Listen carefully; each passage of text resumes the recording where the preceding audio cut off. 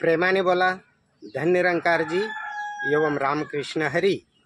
काल एका सज्जनांनी यूट्यूबला मला मेसेज टाकला, महाराज धर्म मोठा की कर्म मोठं, यावरती एक सुंदर व्हिडिओ बनवा. खरं तर आज जगामध्ये धर्माच्या नावाखाली लढाया होतात, हाणामाऱ्या होतात, एकमेकांचं रक्त रस्त्यावर सांडतात. तेच सांडलेलं रक्त त्याच माणसांना प्रश्न विचारतं, अरे बाबा तुझंही रक्त लाल आहे, माझंही रक्त लाल आहे, मग तुझा माझा धर्म वेगळा कसा, हा माझा तुला सवाल आहे. हे होण्यामागं फक्त आणि फक्त एकच कारण आहे, ते म्हणजे लोकांना धर्माची परिभाषाच समजलेली नाही आहे, धर्माची डेफिनेशनच समजलेली नाही आहे.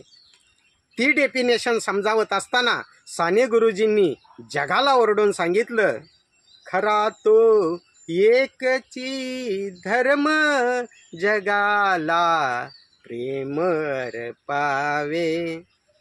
आणि तीच परिभाषा, तीच डेफिनेशन 1929 सालापासून विश्व बंधुत्व आणि मानव एकतेचा संदेश देत असताना तेव्हापासून 90-95 वर्ष झाली. आज संत निरंकारी मिशनच्या सर्वेसर्वा सद्गुरू माता सुदीक्षाजी महाराज वर्तमान सद्गुरू जगाला तोच शुभ संदेश देते की बाबांनो, की धर्म खरा हा मानवतेचा, सर्वांवरती प्रेम करा, आहोत आपण मानव सारे, अहो मानवासारखा व्यवहार करा. कारण जेव्हा तुमचा मानवतेचा दिव्य गुणांचा व्यवहार बिघडतो ना, तेव्हा खऱ्या अर्थानं धर्म पण बिघडतो. आज जर तुमचं कर्म चांगलं असेल तर धर्म आपोआप त्यातून जन्म चांगलाच घेतो. म्हणजे कर्म ही धर्माची आई आहे. कर्मातून धर्म उत्पन्न होतो, जन्म घेतो. जर तुमचं कर्म चांगलं असतं तर बँकेमध्ये पेन रस्सीनं बांधावा लागला नसता.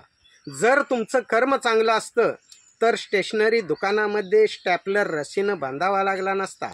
जर तुमचं कर्म चांगलं असतं तर पानपोईवरती ग्लास साखळीने बांधावे लागले नसते. म्हणजे कर्म ही धर्माची आई आहे. कर्मातूनच धर्म उत्पन्न होत असतो. अजून एक सुंदर उदाहरण तुम्हाला देतो की कर्म कसं श्रेष्ठ आहे. की बाबांनो, की एक व्यक्ती नदी झुळझुळ झुळझुळ वाहते आणि त्या नदीच्याच बाजूनं एक व्यक्ती भर उन्हामध्ये रस्त्यानं चाललेला आहे, कोणीही तिथे नाही आहे, आणि जात असताना त्याला चक्कर येते, भोवळ येते आणि तो तिथे पडतो. पण तुम्ही जे आता व्हिडिओ बघताय ना, तुमच्यासारखे परमार्थिक आणि सज्जन गृहस्थ तिथून येतात, त्यांना पाहायला मिळतं की असा असा व्यक्ती चक्कर येऊन पडलेला आहे आणि त्याला बघायला कोणी नाही आहे.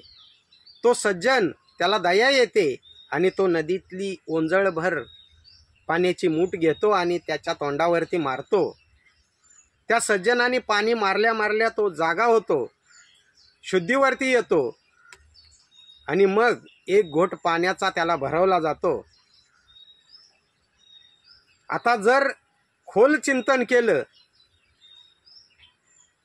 तर पाण्याने जीव वाचवला नाही आहे, तर त्या सज्जनानी तिथपर्यंत आले, चांगलं कर्म केलं आणि मानवतेचा धर्म दाखवला, तेव्हा खऱ्या अर्थानं तो शुद्धीवरती आला.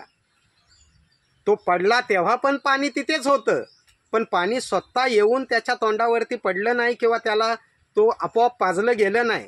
त्यासाठी तो सज्जन तिथं यावा लागला. सज्जन आला, ओंजळीमध्ये पाणी घेतलं, तिथे ओतलं, त्याला पाजलं, तेव्हा तो शुद्धीवरती आला.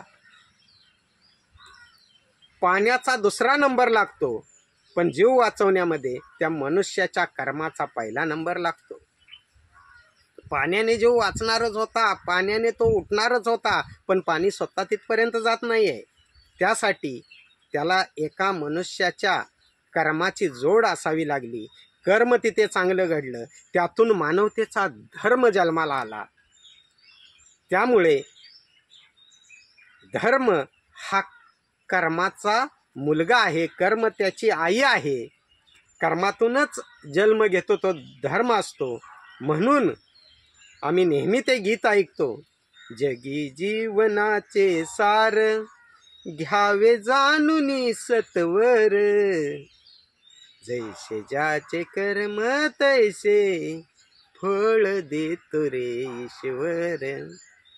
किंवा तेच कर्म कळण्यासाठी समजण्यासाठी खऱ्या अर्थानं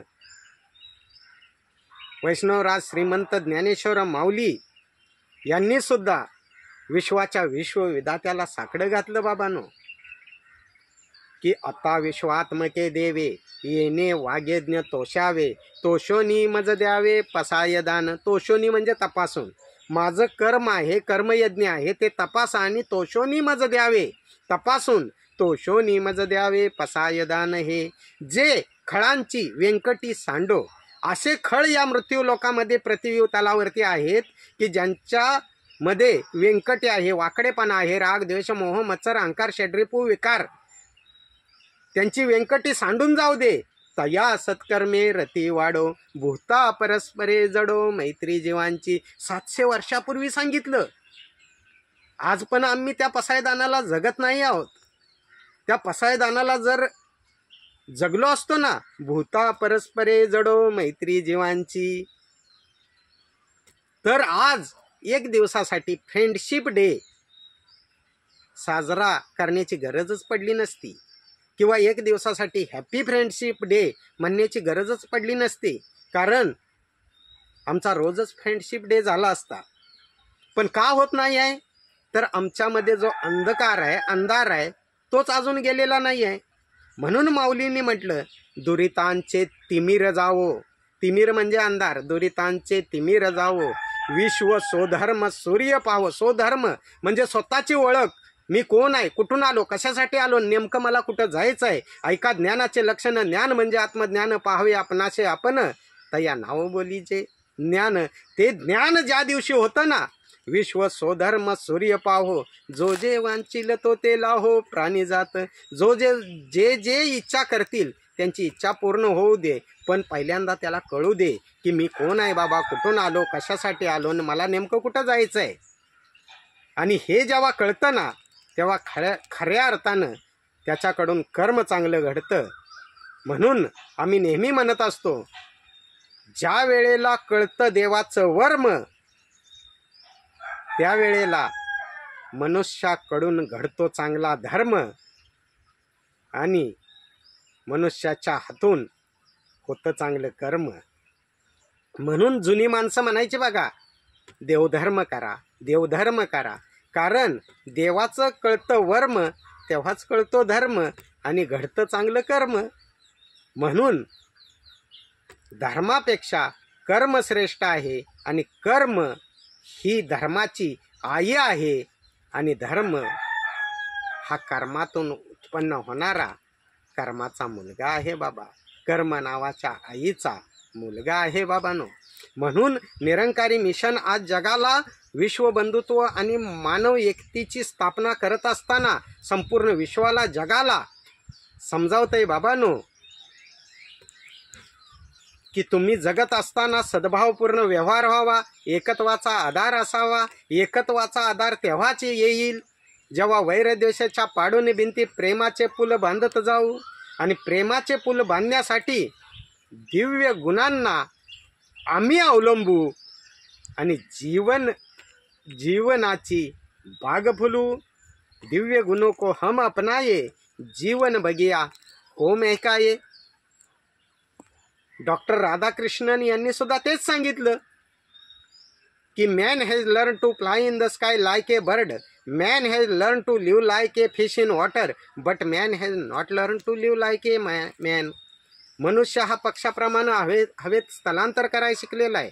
मनुष्य हा माशाप्रमाणे पाण्यात पोहायला शिकलेला आहे, परंतु मनुष्य हा माणसाप्रमाणे माणसात वागायला शिकलेला नाही आहे. म्हणून निरंकारी मिशन आज पण आवाज देते, कुछ भी बनो मुबारक है, पर पहले बस इंसान बनो. त्यामुळे इंसान बनायचं म्हणजेच कर्म चांगलं करायचं. आणि इथे सिद्ध होतं की कर्म ही धर्माची आई आहे, त्यामुळं कर्मच सगळ्यात मोठं आहे. धर्म त्याच्यातून जन्म घेत असतो बाबांनो. प्रेमाने बोला. धन्य निरंकारजी एवं रामकृष्ण हरी.